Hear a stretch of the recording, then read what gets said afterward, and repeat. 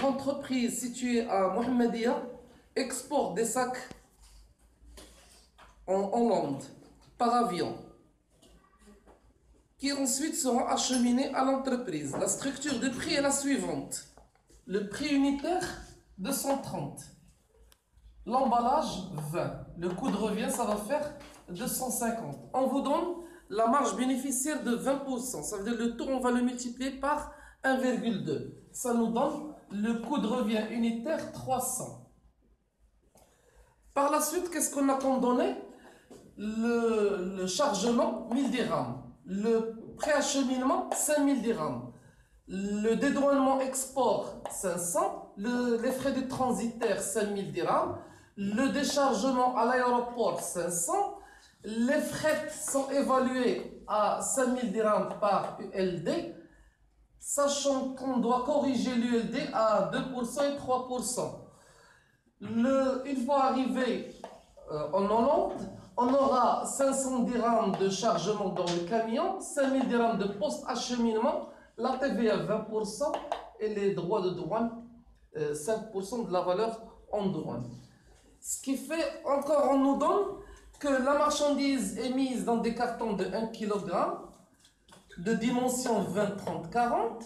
Le tout est mis dans des palettes, dans la hauteur de la palette de 15 cm. Chaque palette a dimension 1,20 m, 1 m et pèse 5 kg. Le tout doit être mis dans 50 palettes.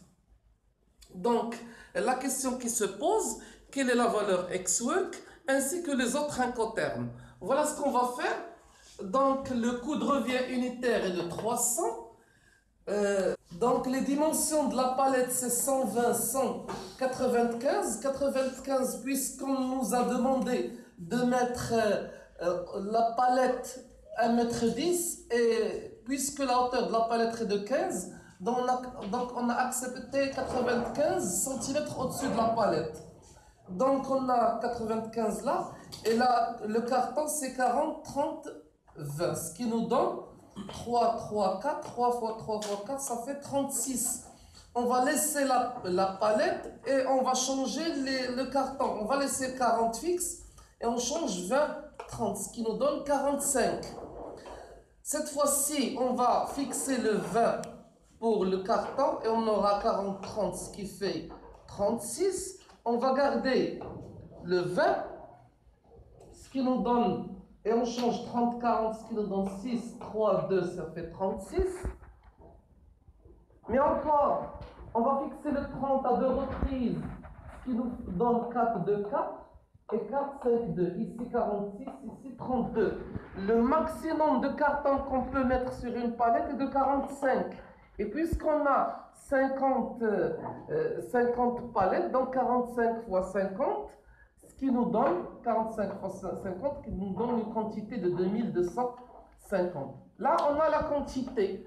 On avait au préalable le prix unitaire, on n'a qu'à calculer l'ex-work. Alors, l'ex-work, c'est le coût de revient unitaire multiplié par la quantité, soit 300 fois 2250. Ça nous donne ce montant. Maintenant, on va prendre le chargement, qui était 2000 dirhams, le préacheminement, 5000, le transitaire, 5000 et la douane, 500, ce qui nous donne le FCA, le total de tout ça. Ok, par la suite, qu'est-ce qu'on a? On doit calculer le CPT. Donc, on a le déchargement, 500. On va voir les coûts de fret. Donc, puisqu'on est sur avion, on doit comparer le volume avec le poids. On a comme volume 1,20 m de la palette, 1,10 m de hauteur, y compris la palette, et 1 m multiplié par 50, ça nous donne 66 mètres cubes. On doit le comparer avec le poids. Le poids réel n'est que le poids de la marchandise plus le poids de la palette, soit la quantité fois le prix unitaire. Le poids unitaire c'est 1 kg. On va multiplier par 2250, ça nous donne 2250. Plus le poids de la palette, on a 50 palettes, sachant que chaque palette pèse 5 kg sur 250. Le tout va faire 2500, soit 2,5 tonnes. On va comparer ce poids avec le volume. Donc on va transformer le volume en poids théorique. Le volume sur 6, c'est le poids théorique. On va diviser par 6, 66 par 6, ça nous donne 11. On va la comparer avec 2,5 et on accepte le 11. Maintenant le 11, on doit le multiplier par le fret corrigé. Or le fret corrigé c'est 5000, on va le multiplier par le bas 1,02 et le 4 1,03, ça nous donne ce montant. Donc la formule comment elle se fait? 11 que multiplie 5253, ça nous donne ce montant. Donc FCA plus 500 plus ce montant, ça nous donne le CPT. Au CPT, on doit ajouter l'assurance. L'assurance, c'est 0,5% de la valeur CP plus 20%. Faites vos calculs, vous saurez que l'assurance, c'est 0,06 CIP.